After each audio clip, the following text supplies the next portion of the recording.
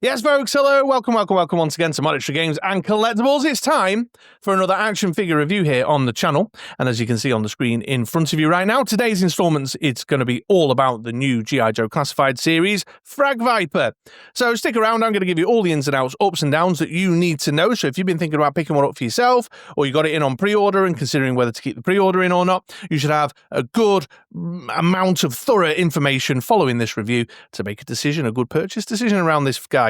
I'm going to jump back in time in a few minutes to talk through the packaging on the day it arrived on my doorstep, and then I'll get into the figure itself. I'll talk about the aesthetic and the visual experience, talk about the articulation and pose-ability, give a rundown of the accessories and added value.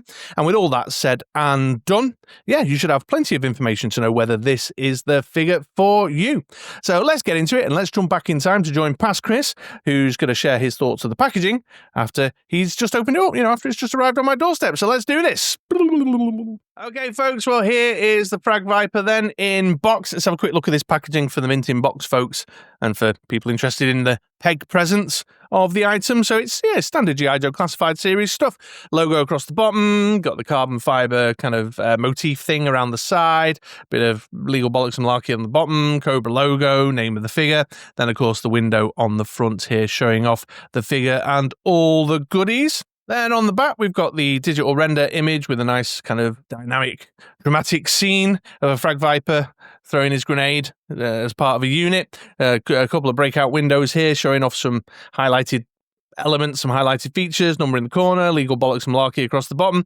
And then, of course, we have the data card, which tells us a little bit about the Frag Vipers. Should we tune in and take a closer look at that and learn about Frag Vipers together, folks? And do you know what? Frag Vipers, they are just all about blowing shit up, basically. And that's what this data card is telling us. We've got a falling bomb here. We've got a launching missile there. And then we've got what appears to be a little bundle of dynamite with a timer on it. Because Frag Vipers, it's in the name.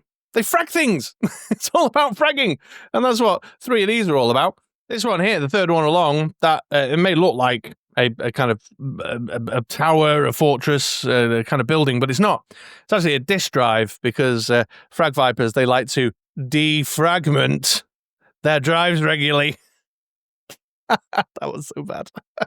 Got some nice painted artwork of the Frag Viper on the side with the number here at the bottom, so you can line up your boxes if you like to line them up that way.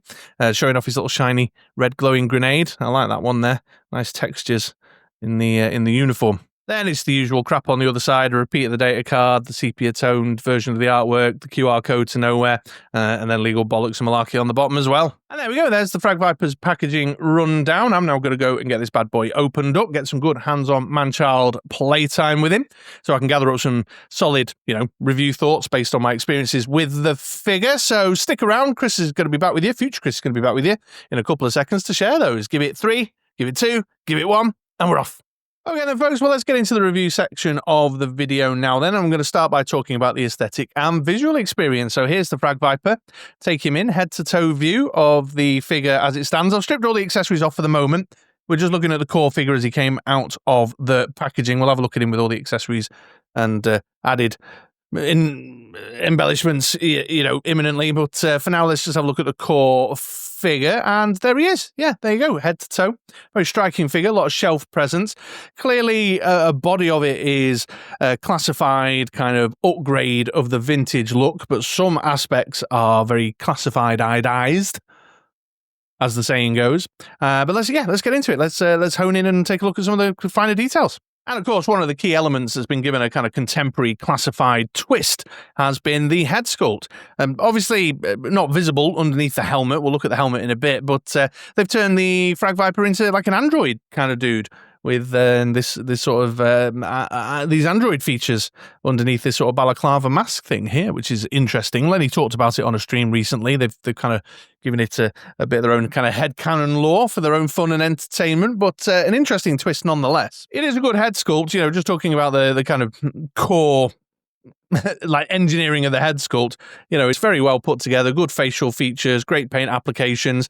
These kind of panel pieces to turn it into a more kind of Android kind of vibe are very, very good as well. The paint job on the eyes looks really awesome.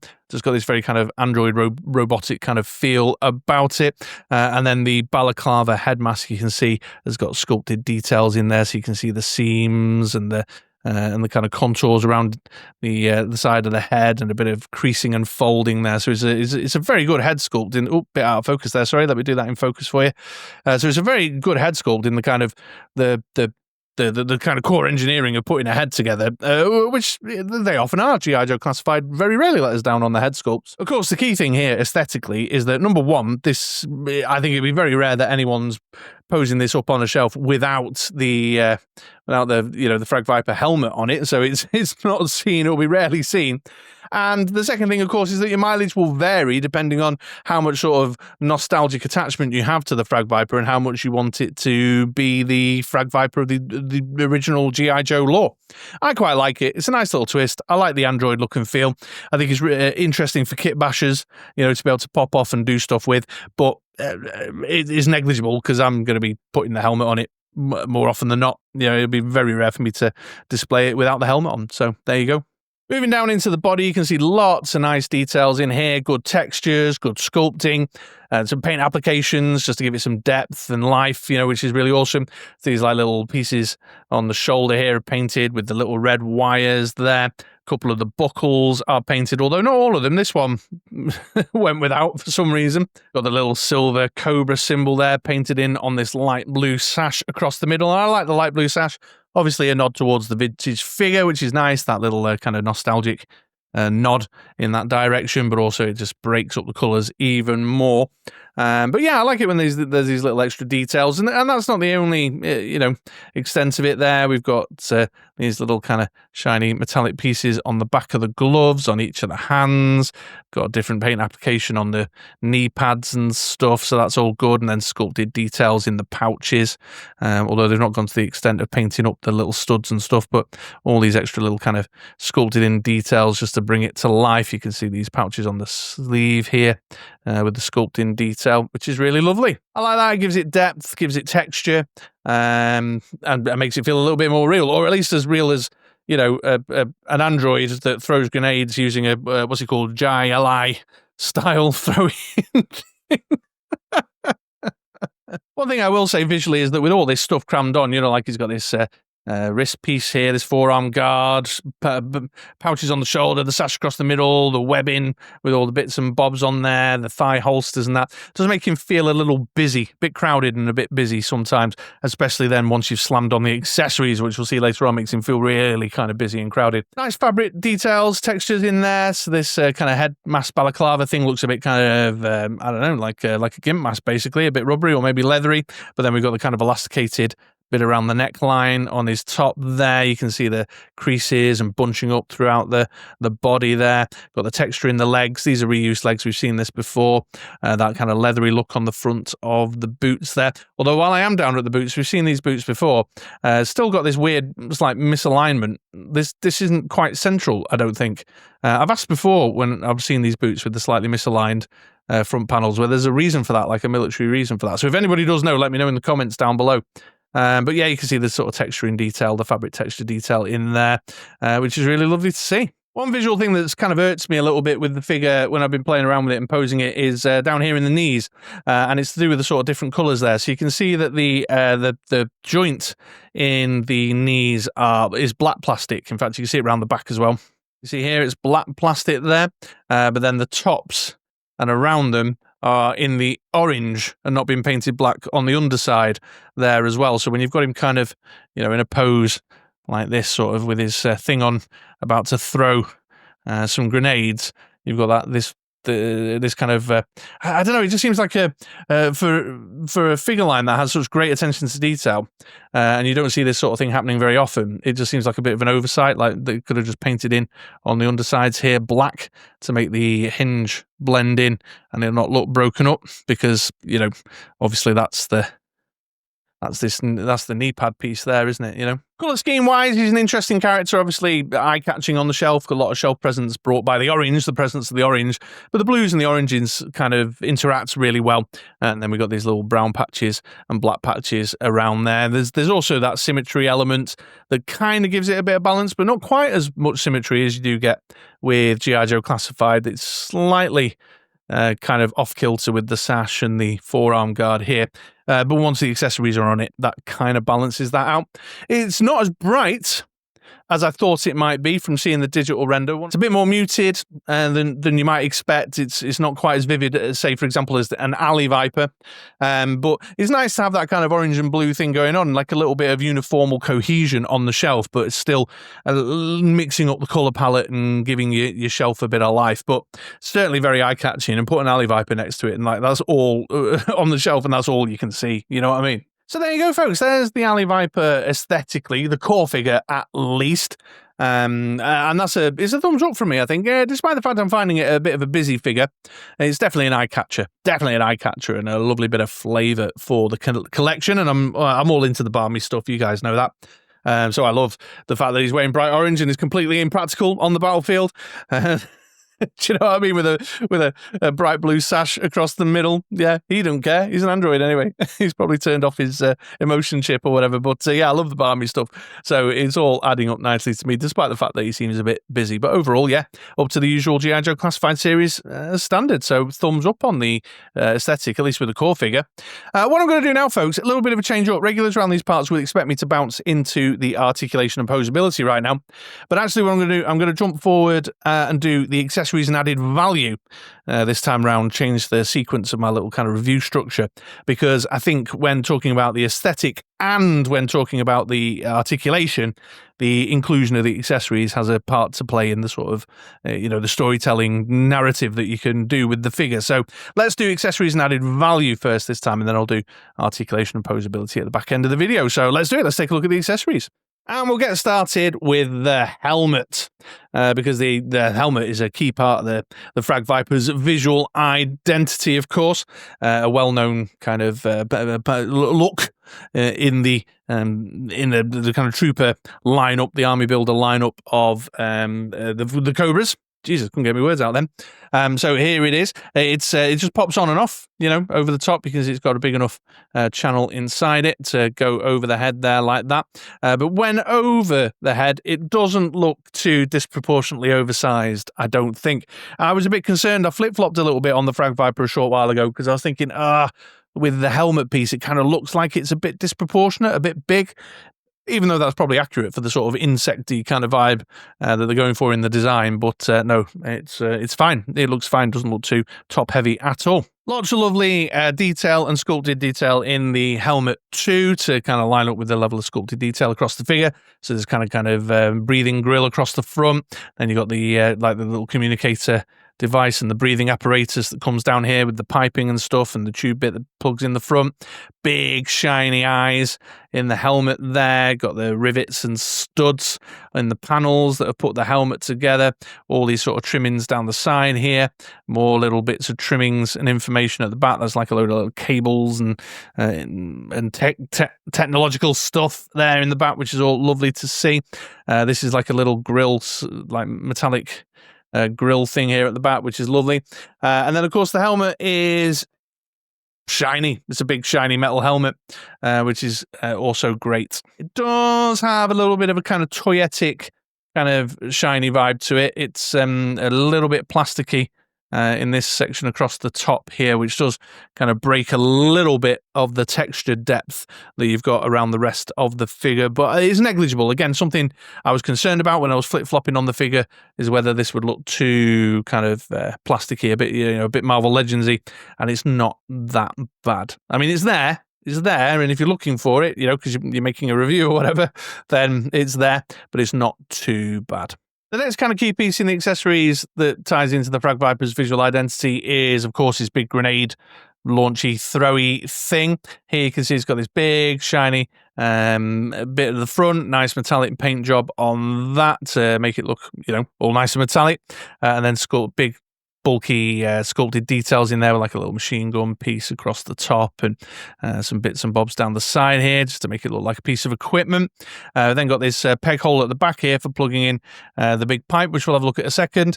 And then you can see, in order to put it in his hand, he's got like a grippy bar here for his hands, and then a clip that goes around the forearm. It's a bit of a fidget and a fiddle to get that in his hands. You have to sort of feed the arm through and then kind of manipulate it onto the handle there, and it's not the easiest job for a cack hand like me. But I don't know, maybe I'm doing something wrong, but I found it a bit of a faff. But to be fair, once I put it on out the box, I didn't take it off a great deal. So, there you go. We've got these two holes in here as well. These are peg holes for the thrown grenade with the kind of smoke effect on it, which we'll have a look at in a sec. And there we go. You can see there it is on his arm. So with the clip around the forearm and the hand gripping onto the bar. It's big, it's bulky, it's chunky. My one has a bit of a loose wrist, which has affected my ability to sort of manipulate it into position sometimes. But overall, yeah, it's fun, it's balmy, it's ridiculous. It's a big part of the Frag Viper's whole deal, whole bag, and part of the visual experience. A lot of fun. Then we've got the backpack here, big old chunky piece of single sculpted plastic. No colour in there, no paint applications, no nothing, which is a bit annoying. Like the thrown grenade there, which we will look at more detail in a sec, sort of got this glowing red vibe, so could have done with some like a dull red bit on the grenades or something, which is a shame. But it's sculpted well. The sculptor over at G.I. Joe Classified who does the backpacks, always in awe of that individual because it's nicely put together. Then you can see you've got this little bit of piping which are plugged in to a hole at the top, which then comes around to the front of the mask. But definitely appreciating this. It's been sculpted in shape to sort of curl around the front and plug into the port at the front of the mask, which is lovely. So it's not a faff, doesn't look ridiculous. And then we've got the big one at the side here, which is to accommodate this big piece of grenade inserting piping thing. And then you've got a thicker end at that end, which goes into the backpack there. And then you've got the thinner piece, which goes into the back of his throwy thing. And then you can see it's got this really interesting design, very malleable, with some nice sculpted details in it there. So you can imagine, armed grenades rattling through, ready to be chucked at the Joes.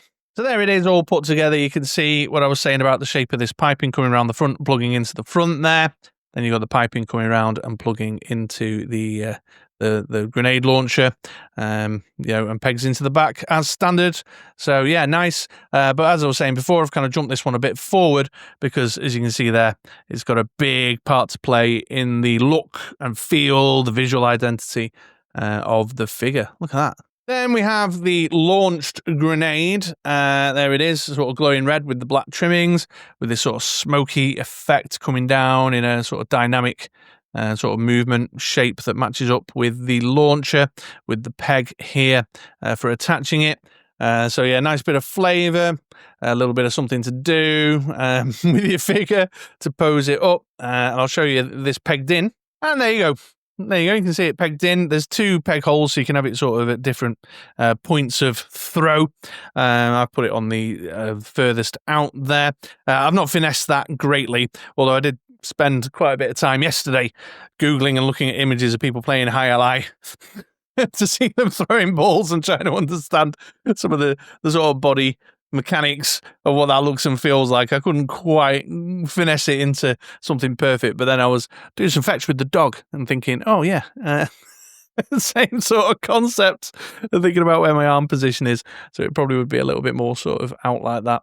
There you go. But anyway, yeah, there it is pegged in. And then finally, the Frag Viper comes with these couple of little machine pistols. I think these are the ones that came with Shockwave. They're fine, they're all right, they've got removable magazines and what have you, as they often do. Single piece of molded plastic. They are what they are. He's got holsters on each of the thighs to store them in, but I don't know, they're a bit bulky, they're a bit chunky, they're a bit big.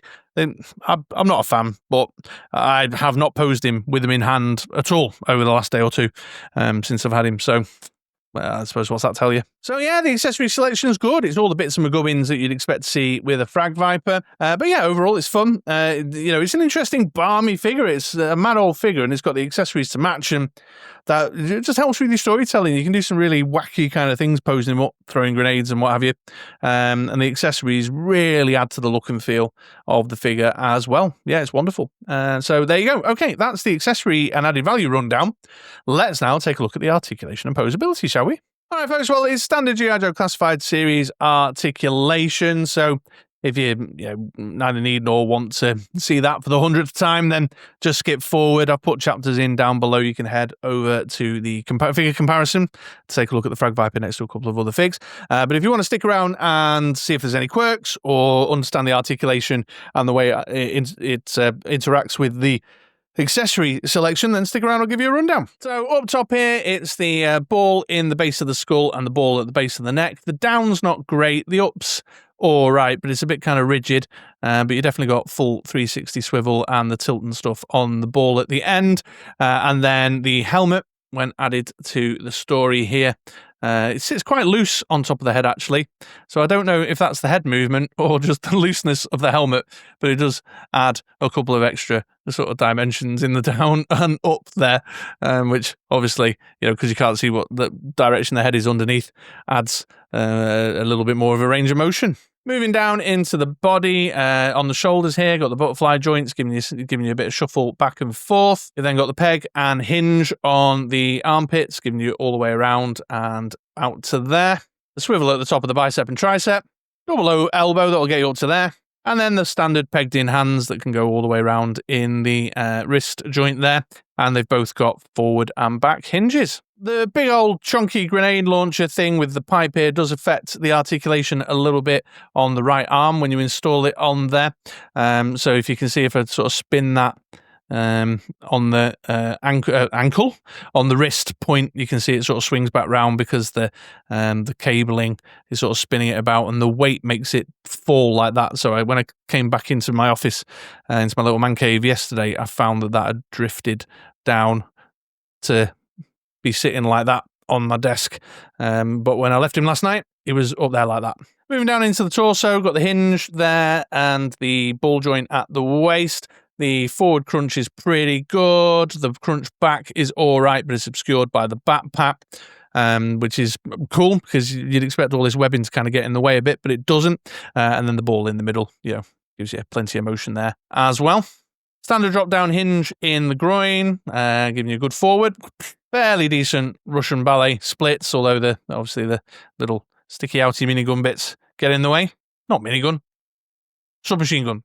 Got swivel there at the top of the thigh, double knee, that'll get you up to there, swivel at the top of the boot, and then hinge and rocker in the ankle. So it's a thumbs up on the articulation. Regulars around these parts will know I like the G.I. Joe Classified articulation scheme. I think it's good. I think it works well. I think it opens up a world of possibility in terms of displaying and dioramas and poses for photographs and stuff. Yes, there are a few quirks that the accessories bring, but they're to be expected. It's the same as with, a character with big hair and the hair gets in the way or whatever. It's no different. And I feel like the accessories add more to that kind of posability in some ways than anything else. So yeah, great overall. There we are. Thumbs up. Let's now take a look at the Frag Viper next to a couple of other figures, shall we? And to get us started, here is the Frag Viper next to the Alley Viper, just to show you that kind of difference in the orangeness that I was talking about a little earlier on. Here's the Frag Viper next to a standard Viper. I think this is the Cobra Island one, not the 3-pack one. I get them muddled up, but there you go, another army builder. Here's the Frag Viper next to another new arrival here at MoDXtra Games and Collectibles Towers, the new Mass Device Breaker. I'll get around to reviewing him in the next couple of days as well. And here he is with fellow Army Viper, the Range Viper, DIC cartoon bro. Yeah, I think they're a fun, quite an intimidating, fun-looking pair, them pair, aren't they? All right then, folks, final thoughts time. My turntable battery is dead again. I need a new turntable, ladies and gents. Go and use my Amazon affiliate link to get me some kickbacks so I can afford to buy a fancy, more expensive new turntable for the channel, ladies and gents, boys and girls. or even become a channel member. That would be exciting, wouldn't it? So there you go. I'll just stand him there and give you my final thoughts. He's crazy. He's absolutely batshit. I love it when my classified, well, not just my classified, I love it when my G.I. Joe is batshit crazy, when it's balmy, when it's out there. And this guy is super balmy, super out there. Loving it. Really won me over. I was flip-flopping on him, and then the invoice came, and I settled up on the pre-order. And here he is in hand, and now I've been having loads of fun with him. Tons of fun. I mean, don't get me wrong, he's not without flaws. This thing is a bitch to pose up and get right. You know, this, when you got the hose attached to it and stuff, it's a real pain in the ass. And sometimes I can't get the center of gravity right when I'm trying to get him to sort of throw his arms back as if he's about to throw it, you know? Watch. Yeah, there you go. So yeah, it's not without his flaws, but the benefits vastly outweigh the drawbacks as far as I'm concerned, and I've had a lot of fun with him. So yeah, the Frag Viper is definitely a MoDXtra Games and Collectibles recommends. So there we go. All right, big thumbs up, double thumbs up even. There we are. So yeah, thanks very much for watching. I hope you found this useful. I hope this has helped you out if you're thinking about picking up a Frag Viper, or if you've got a pre-order in, whether you want to keep the pre-order in or not. I hope this has helped. If it has, give us a thumbs up, do the subscribe thing, yada yada yada, blah blah blah, YouTube. Yeah, that's it. I'm done. I've run out of steam. So hope you have a great day. Hope you have a great week. Come back again for another video sometime soon. I'll post Breaker in the next couple of days as well, along with Husk and Blanca. I've got a queue of figures. It's like buses around these parts. And yeah, see you later, folks. Thanks for watching.